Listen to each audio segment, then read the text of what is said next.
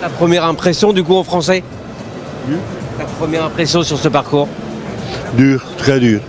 Beaucoup de cols, beaucoup de mètres, je ne sais pas combien de mètres en total, mais c'est beaucoup en tout cas.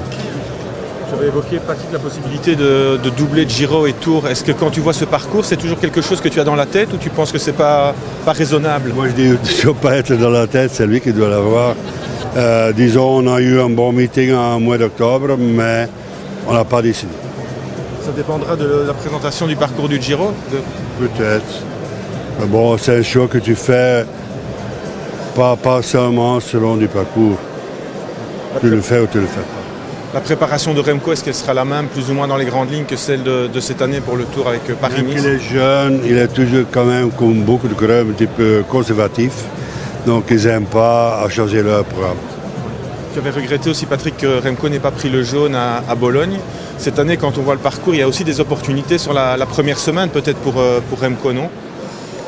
Je pense, mais bon, si on prend Tim avec, il peut aussi prendre le maillot jaune.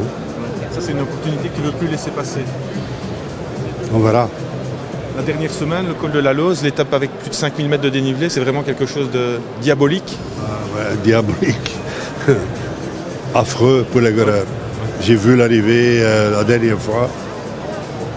C'était quand Tadej a dit I'm dead.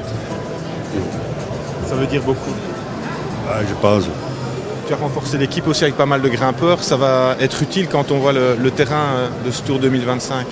Oui, mais on peut que prendre 8 coureurs avec. Hein, donc, on a renforcé l'équipe comme on avait promis. Parce que le but, n'oublions pas, tout le monde l'oublie, que le but est d'amener Remco à 25. Donc il a déjà fait à 24. Donc on a une année d'avance. Quand on voit ce qu'il a fait l'année dernière, est-ce qu'on peut encore espérer mieux? Dans son esprit et de celle de l'équipe, je pense oui. Oui. Seulement 2 contre-la-montre, 45 km de contre-la-montre. Est-ce que c'est un Tour de France qui convient bien à Remco Evenepoel ou pas? Ça convient à ceux qui ont les jambes. Il faudra être fort. Voilà. C'est un tour assez dur, beaucoup de montagnes, mais aussi possibilité à 6 à 7 étapes de sprint.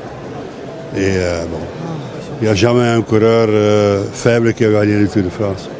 Et on peut envisager une cohabitation avec Tim Merlier l'année prochaine On doit y passer. On doit y passer. Ça marche. Merci Patrick.